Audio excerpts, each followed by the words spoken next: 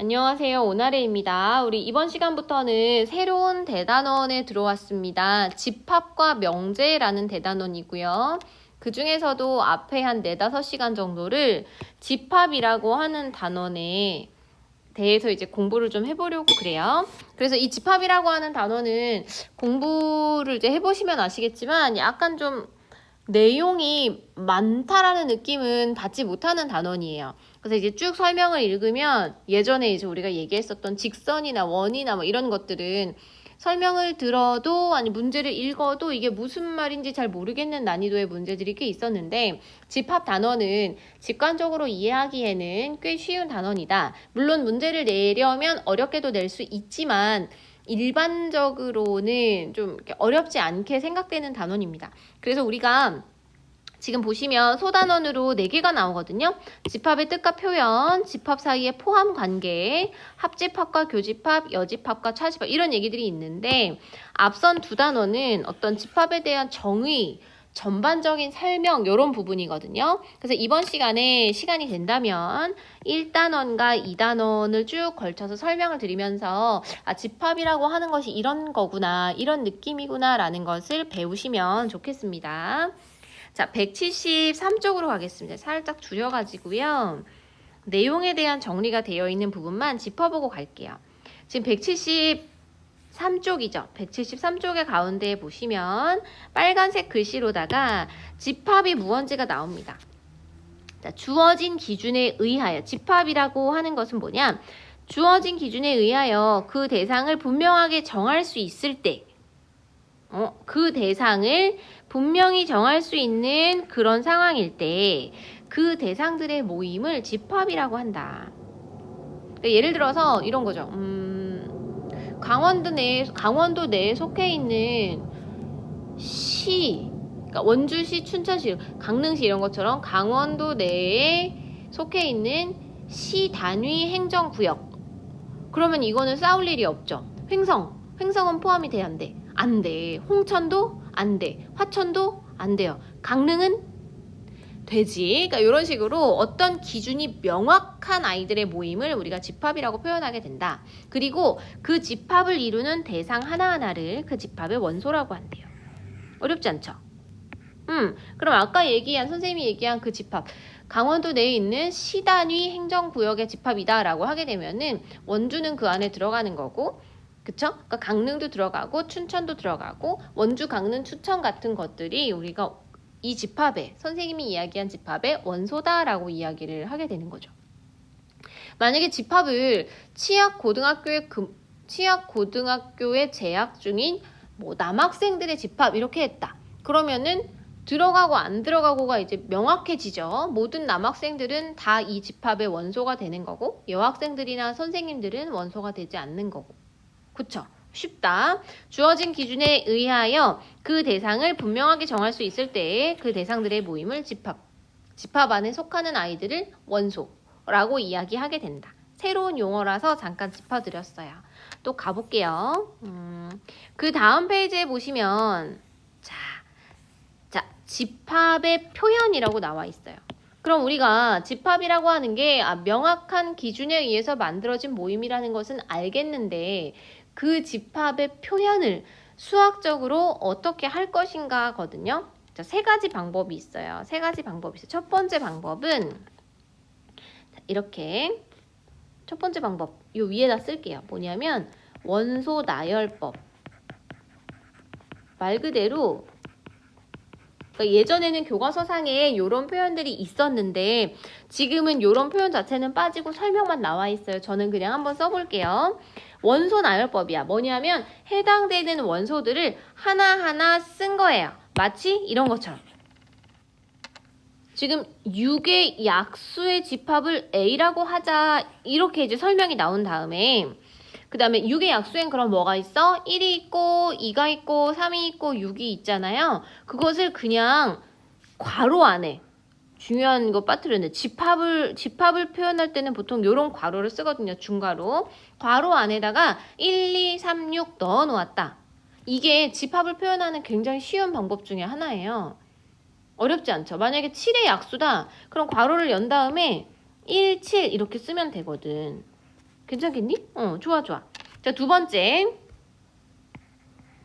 이번에는 이 설명 자체를 집합 기호 안에 넣는 거야. 뭐라고 이야기하느냐? 얘는 조건 제시법이에요. 조건 제시법. 두 번째 표현, 조건 제시법이다. 제가 교과서에 나와 있지만 한 번 더 써보면 A라는 집합에 대해서 설명할 거야. A라는 집합 안에는 원소가 들어가.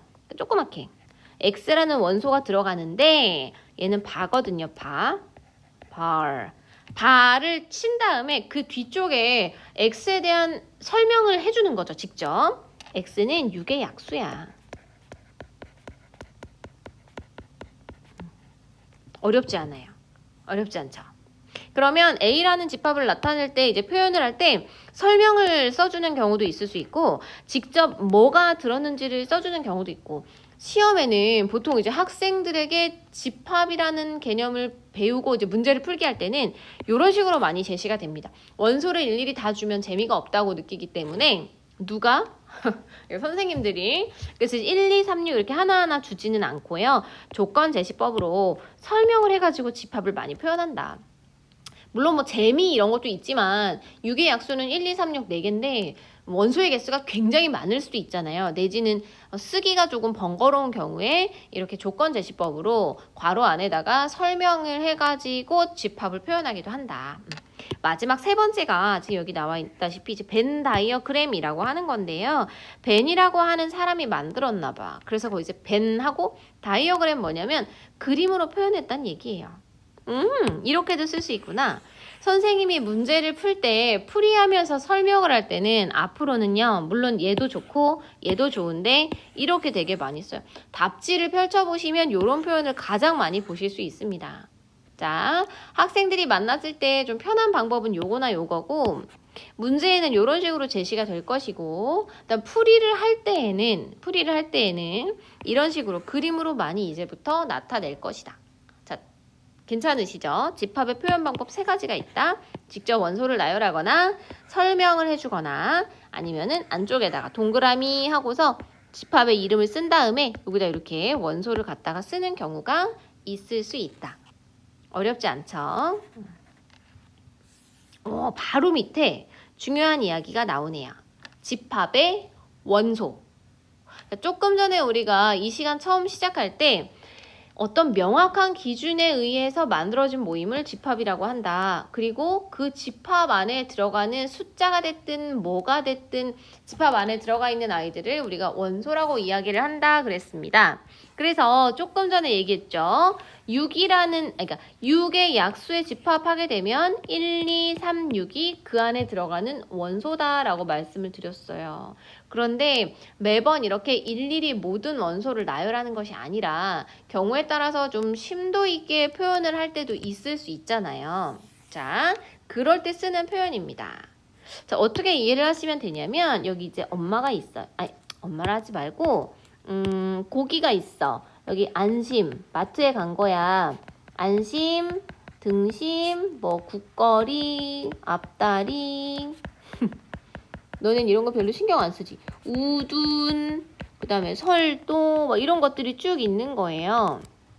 소고기 부위가 쭉 있는데 근데 이제 내가 여기서 선생님이 사장님한테 쇼케이스 냉장고 함부로 열면 안 되잖아. 냉기가 빠져나가니까. 그러니까 사장님 이거 하나 주시고요. 이런 식으로 이제 생각하시면 돼요. 이거 하나 주시고요. 이거 하나 주세요. 이런 상황이에요. 그러면 이렇게 해서 선생님이 사장님한테 이것저것을 샀단 말이에요. 그러면 선생님의 장바구니에 포함되어 있는 아이들은 어떤 것들이 있냐면 안심과 앞다리와 우둔이 있잖아요. 그러면 자, 좀 두껍게 이렇게 해보자. 선생님의 장바구니에 이런 아이들이 포함되어 있는 거야. 화살표로 처리를 했는데요. 얘를 이렇게 더 늘려가지고 표기를 할 수 있다는 거지. 자, 선생님의 장바구니라는 집합 안에 보통 원소를 옆에다 쓰니까 선생님의 장바구니라는 집합 안에 안심이 포함되어 있다 하게 되면 요렇게 얘를 화살표인 것처럼 생각하시면 돼. 선생님이 처음에 사장님한테 달라고 했으니까 얘가 내 장바구니에 들어왔겠지? 이렇게 생각을 하시면 되겠습니다. 그래서 제가 이 얘기를 화살표가 어쩌 이런 얘기를 하는 이유는 이게 방향이 이쪽인데 공부를 좀 이렇게 하다 보면 안심이 선생님한테 표현된다고 할 때 얘가 이쪽인지 저쪽인지 학생들이 이제 헷갈리는 거야. 소고기가 선생님을 선택하는 거야? 아니지. 선생님이 소고기를 선택하는 거지. 그러니까 화살표가 이쪽으로 간다라고 생각을 하시면 될 것 같아요. 여러 학생들을 가르쳐 봤지만 집합이 내용 자체는 어렵지가 않은데 그러니까 원소가 이제 포함된다 이런 거 할 때 방향을 틀리게 해가지고 잘못 인지하시는 분들이 있더라고요. 그래서 강조해서 말씀을 드립니다. 보통 이 순서가 바뀌어도 되긴 되는데요. 원소랑 집합의 순서가 바뀌어도 되긴 되는데 이랬다 저랬다 하면 헷갈리기 때문에 보통 수업 시간에는 원소를 왼쪽에 집합을 오른쪽에 쓸 거고요. 이 표현 기호 조심하세요. 선생님이 소고기를 선택하는 거야. 화살표가 이렇게 이루어진다라고 이제 생각을 하시면 좋을 것 같습니다. 그럼 하나 더. 그럼 선생님의 장바구니 안에 안심과 앞다리와 우두는 있는데 등심은 들어있나 들어있지 않나? 들어있지 않잖아요? 그럴 때는 간단하게 어떻게 하면 되냐면 포함된다고 쓴 다음에 막대기를 쭉 긋게 되면 포함되지 않는구나 라는 개념으로 이해를 하실 수가 있습니다. 그 내용이 여기 나와 있어요.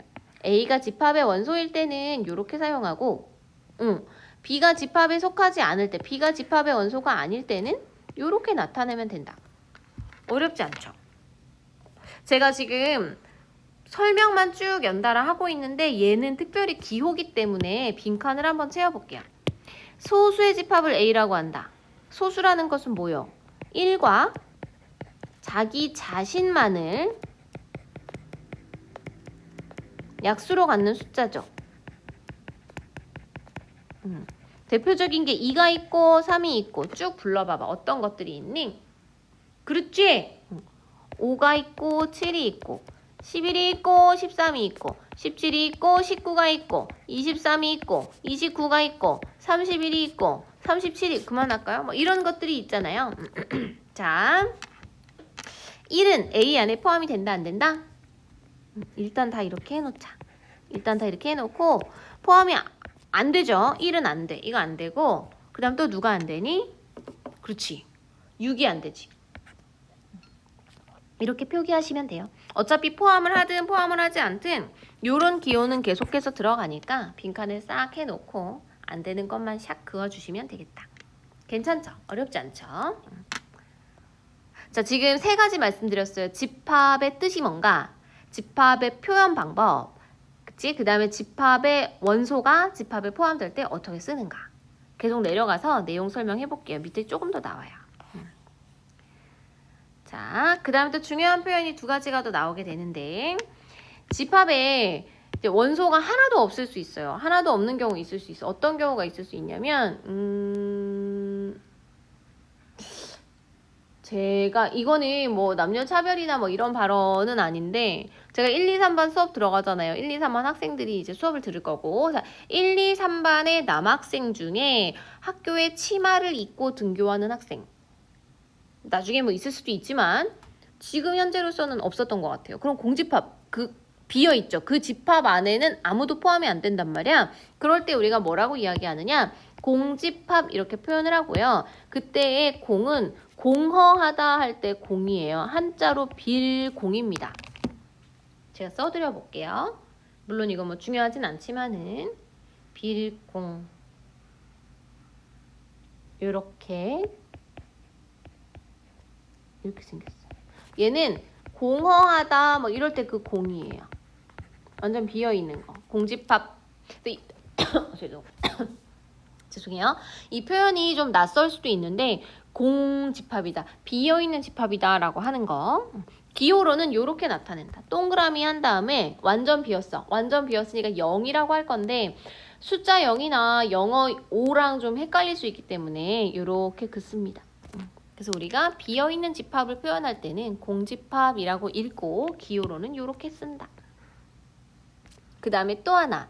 얘가 이제 문제 풀 때 자주 나오는 표현인데 집합 안에 예를 들어 6의 약수다. 1, 2, 3, 6 이렇게 들어있잖아요. 아니면 10 이하의 소수다. 이런 식으로 이제 들어있잖아. 그러면 하나하나의 원소가 중요할 때도 있지만 이 집합 안에 몇 개의 원소가 들었는지가 궁금할 때가 간혹 있거든요. 시험 문제에서 좀 물어봐요.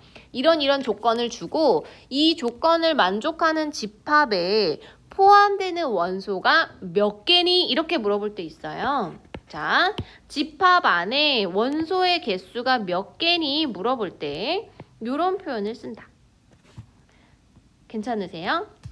이런 표현을 씁니다. 이게 이제 학생들이 집합이 A라고 치면요. 이 집합이 A라고 치면은 A라는 집합을 이런 기호에다가 넣는다고 생각하시면 돼요. 자, N이라고 하는 알파벳이랑 죄송해요. 왜 이러지? 괄호랑 이렇게 치고요. 그리고 요 안에다가 뭘 넣는 거야. 얘는 B잖아요. 예를 들어서 이렇게 넣는다. 아, B라는 집합의 원소의 개수가 몇 개니? 이렇게 물어보는 거야. 그때는 뭐라고 할 수 있냐면 그냥 4개요. 이렇게 쓰시면 돼요. 괜찮아요? 자, 밑에 보기를 보시면 A라는 집합이 6, 7, 8, 9, 10 해가지고 총 5개잖아요. 그럼 NA는 5다. 이렇게 표현하실 수 있습니다. 네. 6의 약수라는 집합이 B입니다. 라고 하게 되면 1, 2, 3, 6 4개잖아요. 이렇게 쓰시면 돼요. 그러면 N하고 여기다 공집합을 넣었어? 비어있는 집합 해당되는 원소가 없잖아요. 그럼 그때는 0이라고 하시면 되죠. 자, 요 N은요 학생들이 이제 넘버라고 이제 많이 얘기를 하는데 비슷한 뜻이에요. 아마 요거의 약자일 거예요. 뭐냐면 많은이거든요. 얼마나 많니? 얼마나 많은지를 물어보는 거야. 괜찮으시겠어요? 얼마나 얘가 누머리우스 예, 맞는 것 같아. 얼마나 많은가를 판단할 때 쓰는 그 n입니다. 그래서 이제 A의 원소가 얼마나 많은가? 5개. 이 집합의 원소가 얼마나 많은가? 없어. 0. 이렇게 이제 판단한다고 생각하시면 되겠습니다. 어렵지 않죠, 얘들아? 집합이 무슨 뜻인가 배웠고 그 안에 들어가는 원소 배웠고요. 집합을 어떻게 표현하는가? 원소가 집합 안에 포함된다고 하면 어떤 기호를 쓰는가? 비어있다면 어떻게 할 것인가? 원소의 개수를 몇 개라고 표현할 것인가? 그러니까 전반적인 집합의 흐름을 지금 설명을 드리고 있어요. 괜찮아요. 계속 가볼게요. 자, 2번째 단계입니다. 2단원이에요. 너무 빠른 거 아니에요? 근데 이거를 천천히 하다 보면은 우리가 같이 얘기할 거리가 없어요. 집합에 대해서 전반적으로 한번 해볼게요. 자, 이번에는 집합의 원소가 아니고요, 얘들아. 집합 안에 포함되는 또 다른 집합에 대한 이야기입니다. 예를 들면 제가 예를 한번 들어볼게요. 예를 들어서 A라는 집합이 1부터 10까지 10 이하의 자연수예요. 아니, 왜 이래? 자, 10 이하의 자연수야. 해가지고 10까지 갔어요. B라는 집합은 이번 시간 들어서 되게 자주 나오는데 6의 약수예요. 그러면 자, 1, 2, 3, 6이라고 하는 이 숫자들이 1부터 10 안에 다 들어가잖아요. 자, 봐봐. 이것을 수학적으로 이렇게 얘기합니다. 지금 바뀌었는데 집합 A의 모든 원소가 집합 B에 속한다. 이런 표현 우리 평상시에 자주 안 써요. 속한다. 예, 제가 지금 이거 잘못 썼네요. 얘가 B가 되고 얘가 A가 되는 거네요. 문제에 이렇게 나와 있어. 자, 집합 A의 모든 원소가 집합 B에도 다 들어갈 때 우리는 집합 A를 집합 B의 부분 집합, 한 부분이다. 부분 집합이다 라고 표현을 하고요. A가 B에 속하는 거니까 요렇게 쓴다. 아까 원소일 때랑 똑같아요. 자, A가 어떤 집합의 원소다. 그럼 요렇게 쓴다 그랬잖아. 거기서 요 안쪽에 요것만 빠졌다고 생각하시면 돼요. 그 상태에서 이렇게 두껍게 바깥쪽으로 돌리면 집합 간의 포함 관계를 나타내는 기호가 된다. 괜찮겠니? 그럼 만약에 C라는 집합이 있는데 얘는 10, 20, 30이야. 그럼 C는 B 안에 쏙 들어갈 수 있나요? 10은 들어가지만 나머지는 남아있잖아요. 요런 경우에는 이렇게 쓸 수 있다는 거야. A가 B 안에 포함이 안 된다 할 때는 아까 우리 원소와 마찬가지로 A랑 B랑 이렇게 해놓고 싹 그어주면 완전히 포함되진 않아. 포함 안 돼. 이런 표현으로 사용을 하실 수가 있다라는 거. 괜찮죠? 어렵지 않아요. 어렵지 않습니다. 자, 그럼 우리가 이런 생각할 수 있다. 이런 생각할 수 있다. 여기 지금 중요한 표현 또 하나 나오게 되는데 이 부분을 지금 설명을 드릴 거예요. 자, 제가 예를 한번 들어볼게요. 예를 들어보고 자, 1, 2, 3이라는 집합이 있어요. 얘가 A고요. 그 다음에 2, 3, 4라는 집합이 있습니다. 얘는 B예요. 그럼 봐봐 얘들아. B가 A 안에 쏙 들어가니? 쏙 들어가? 아니지. 쏙 들어가지 않아. 누구 때문에 쏙 못 들어가는 거야? 그렇지. 4 때문에 쏙 못 들어가는 거잖아. 그런 경우에는 우리가 B는 A에 포함되지 않아요. 왜냐하면 4 때문에 어떤 이유가 있어. 그치? 마찬가지로 A라는 집합이 B에 쏙 들어가니? 이렇게 물어보면은 안 돼. 1, 2, 3이 2, 3, 4 안에 쏙 들어가니? 못 들어가. 못 들어가요. 왜냐하면 1 때문에. 1이 있어서 1은 포함이 안 되니까 이렇게 얘기를 할 수 있잖아요. 두 집합이 상호 간에 만약에 포함이 되지 않는다라고 하면 그러면 포함되지 못하게 하는 어떤 원소가 있어요. 그치? 이해됐어? 그런데 공집합이란 아이는 어떠냐는 거야. 공집합이란 아이. 아무것도 없다고 했기 때문에 텅 비어 있어요. 슬퍼요. 물론 이 안에는요 얘들아 1, 2, 3이라고 하는 원소와 중복되는 애도 없지만 1, 2, 3이 아닌 원소도 없어요. 맞니? 자, 다시 얘기하면 왜냐하면 얘 때문에 여기에 속한다고 말할 수 없어 라고 했던 그런 원소들이 없다는 거야. 거슬리는 원소가 없다는 거야. 그러니까 엄밀하게 말하면 포함이 안 된다고 얘기할 만한 이유가 없는 거예요. 그래서 수학적으로 예를 들어 수학자들이 찜찜한 상태로 남겨놓는 걸 싫어해서 완벽하게 다 정리하다 보니까 이런 일이 발생을 한 건데 공집합은요. 모든 집합의 부분 집합으로 정한다. 수학자들이 정해놓습니다. 공집합은 텅 비어있기 때문에 거슬리는 원소 자체가 없기 때문에 어떤 집합이든지 간에 공집합은 다 포함이 된다라고 보자. 포함도 안 되면 얘 불쌍해서 어떡해요. 그래서 이제 포함된다고 그냥 쳐주자. 원소도 없는데 그치? 그렇게 쳐주자. 라고 해가지고 두 가지가 나오네 여기. A의 모든 원소는 집합 A에 속함으로 자기 자신이 포함된다라고 이야기할 수 있고 공집합도 포함되지 않는 아이가 없기 때문에 포함된다라고 얘기할 수 있고 모든 집합은 최소 2개의 부분 집합을 가지는데 하나는 공집합, 하나는 자기 자신. 괜찮겠니? 좋아요. 아유, 또 이거 봐봐. 이것도 당연한 얘기예요. 당연한 얘기야. 자, 2개의 집합이 주어졌는데 얘도 여기 포함되고 얘도 여기 포함되는 거야. 뭐야? A가 B에 포함되면 왠지 B가 더 클 것 같잖아요. 이렇게 될 것 같잖아. 그런데 또 여기 보시면 두 번째에 보시면 B가 A에 포함이 된대요. 그림으로 나타내면 이렇게 되는 거거든. 그 얘기는 뭐냐면 A랑 B가 서로 같다라는 거야. 그럴 때만 서로 더 포함할 수 있는 거지. 하나가 더 작으면 예를 들어 A가 1, 2, 3이고 B가 1, 2, 3, 4면 얘가 이쪽에 포함되는 건 할 수 있지만 얘가 이렇게 포함되는 건 안 되는 거잖아. 누구 때문에?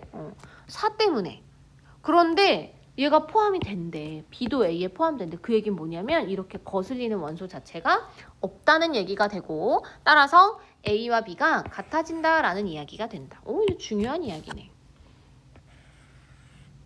이 얘기는 이렇게 된다는 이야기. 괜찮아요? 자, 또한 당연한 이야기지. A, B가 서로 같지 않으면 기호로는 이렇게 쓸 수 있다. 계속해서 기호에 대한 설명이에요. 그래서 이제 내용이 좀 길어 보이지만 어려운 내용은 아니죠. 넘어가 볼게요. 또 중요한 이야기 나와요. 진 부분 집합.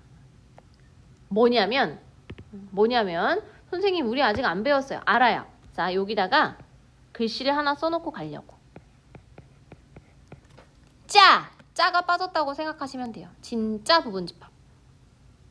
자, 수학적으로 수학자들이 뭔가를 명확하게 딱딱 정리를 해놓으려고 하다 보니까 아까 어떤 일이 있었냐면 A라고 하는 집합이 있으면 A는 A의 부분집합입니다. 이런 얘기 했잖아요. 그러니까 만약에 이제 1, 2, 3이라는 집합이 있다. 그런데 1, 2, 3이라는 집합이 또 왔어. 그럼 얘는 이 안에 포함이 되기는 하지만 사실 얘가 얘의 부분집합인 건 아니에요. 얘의 일부분인 건 아니잖아. 완전 똑같은 거잖아. 그렇지만 아까 얘기한 4나 5처럼 거슬리게 하는 원소들이 없으니까 포함된다고 그냥 치자. 그렇게 정리를 해놓자라고 수학자들이 정했거든요. 그렇지만 우리 마음속에 한켠엔 좀 찜찜함이 있어요. 이렇게 표현할 수 있다는 거는 얘가 얘의 부분집합이란 얘기잖아. 이거 부분이야? 이 말이 좀 거슬리는 거야. 학생들한테 이야기할 때 이거 부분 아닌데 왜 부분집합이라고 하지? 전체잖아. 이런 생각할 수 있잖아. 그래서 이런 것들을 포함해서 모든 부분집합을 다 부분집합이라고 이야기를 하고요. 그 중에서 완전 똑같은 거 말고 얘는 솔직히 부분은 아니잖아. 얘를 제외한 나머지 아이들이 진짜 부분집합인 아이들, 그런 아이들을 진부분집합이라고 하는 거예요. 예를 들면 이런 거. 이런 건 부분 맞죠? 1, 2, 3 중에 1, 부분이잖아. 한 부분. 아니면 1, 3, 한 부분이죠. 이런 거는 진부분집합이라고 표현을 하고 얘는 그냥 부분집합이다. 무슨 뜻이야? 수학자들이 정해놓은 이름일 뿐이지 진짜 부분집합인 건 아니야. 이런 뜻이에요. 괜찮으세요? 제가 최대한 자세하게 설명을 드리고 있어요. 부분집합이지만 부분집합이라고 말하기가 조금 찜찜한 아이들이 있고 실제로 진짜 부분집합인 아이들이 있고 그런 아이들만 모아서 우리가 진부분집합이라고 표현을 한다. 설명 자체는 어렵진 않은데요. 이 말이 만약에 문제에 툭 튀어나오면 진부분집합 뭐였지? 이런 생각 하실 수 있어요. 그때 가서 제가 한 번 더 설명을 드릴게요. 제가 이번 시간에 이야기하고 싶은 내용은 이것으로 끝이에요. 자, 다시 한번 처음으로 돌아가서 내용을 정리를 좀 해볼게요. 한 번에 확 올라가 조금 눈이 아플 수 있다? 막 올라가 볼게요. 집합과 명제 해가지고 첫 번째 단원 집합이 나왔습니다. 아까 말씀드렸어요. 자, 다시 한번 보자. 주어진 기준에 의하여 그 대상을 분명하게 정할 수 있으면 그 모임을 집합이라고 한다. 정리하면서 들어봐 얘들아. 집합을 이루는 대상 하나하나를 이루는 아이들을 원소라고 한다. 이런 용어에 익숙해지셔야 돼요. 집합, 원소. 괜찮지? 집합을 표현하는 방법에는 세 가지가 있는데 직접 원소를 일일이 나열해주는 방법과 조건을 제시해주는 방법, 그림으로 나타내는 방법 세 가지가 있다. 우리에게 친근하게 느껴지는 건 요거고 요런 방법. 문제를 선생님들이 제시할 때는 이런 식으로 많이 주고 해설지에는 요렇게 많이 나온다. 직관적으로 이해하기엔 이게 제일 좋다는 얘기죠. 해설지에는 요렇게 많이 표현이 된다라는 것을 알아두시고요. 살짝 내려가서 선생님 안심 등심 얘기했던 거 기억나시죠? 어떤 원소가 어떤 집합에 포함된다라고 하게 되면 요런 표현을 쓰게 된다. 요런 표현을 쓰게 된다. 이거 혹시 빨간 펜 있으면 옆에다가 빨갛게 별표 좀 쳐두세요. 별표 한 3개 정도 치고 뭐라고 써놓냐? 방향주의. 소고기가 선생님을 고르는 것이 아니고 선생님이 소고기를 고른다.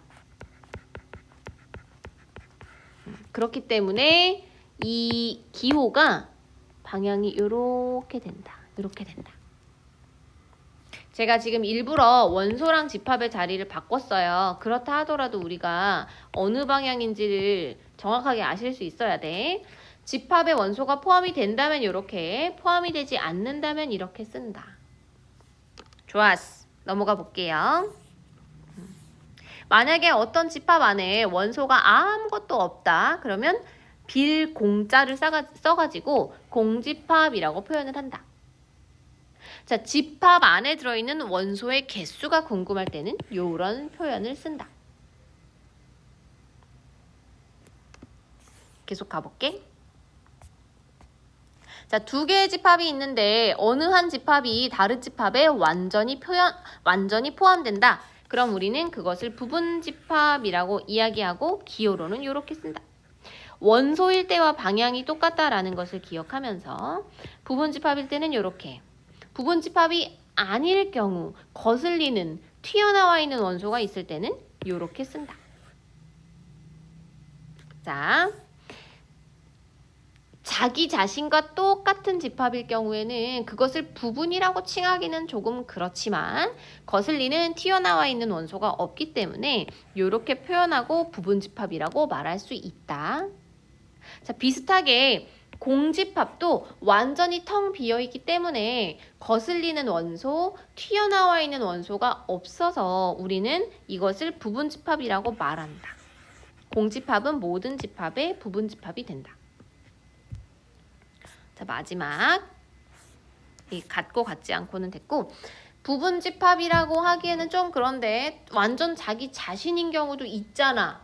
그치? 그래서 일단은 뭉뚱그려서 다 부분집합이라고 하고 그 중에서 완전히 똑같은 집합을 제외한 나머지 진짜 부분들을 모아서 우리가 뭐라 이야기하느냐? 진짜 부분집합. 이 짜가 들어가면 좀 웃기잖아요, 이름이. 그러니까 진 부분집합이라고 이야기한다. 교과서상에 지금 내용이 많이 빠져 있어서 한번 훑어보면 이해가 될 만한 내용들이거든요. 모두 다. 그러니까 이번 시간 내용을 바탕으로 해서 얘들아 지금 아까 교과서 172쪽부터 여기까지 있잖아요. 179쪽까지 나와 있는 문제들을 교과서의 예제, 유제 문제들을 쭉 한번 훑어보세요. 쭉 한번 훑어보시면 학교 나오시면 저는 모든 문제를 다 풀진 않고요. 학생들이 좀 궁금할 수 있겠다 싶은 문제들만 2개 정도 풀고 그리고 요 소단원 확인 문제 있죠. 소단원 확인 문제에서도 이건 좀 같이 풀어봐야 되겠다. 이런 문제들만 풀겠습니다. 내용 자체가 막 접근을 못할 정도로 어렵진 않아요. 표기에만 주의하셔서 골라서 여러 개 문제 좀 살펴보시고 문제 풀어보고 오시면 좋겠어요. 그러면 다음 시간에 우리 학교 나오면 제일 먼저 뭐 한다 그랬니? 그러지. 도형의 이동 쪽지 시험 본다 라고 말씀드렸어요. 그리고 남는 시간에 도형의 이동 문제를 조금 풀어야 되겠다. 그치? 그리고 그 다음 시간에 우리 학력평가 보고 그 다음 시간에 이 집합에 대한 문제를 살짝 풀게요. 그리고 다음 단원으로 또 넘어가도록 하겠습니다. 오늘 어려운 내용은 아니라서 쭉 이제 많이 진도를 나가다 보니까 설명이 좀 길어서 지루하셨을 수 있을 것 같아요. 한 번 더 읽어보시면서 내용 정리하고 오시면 좋겠습니다. 도형의 이동 공부하고 오세요. 예, 수고하셨습니다.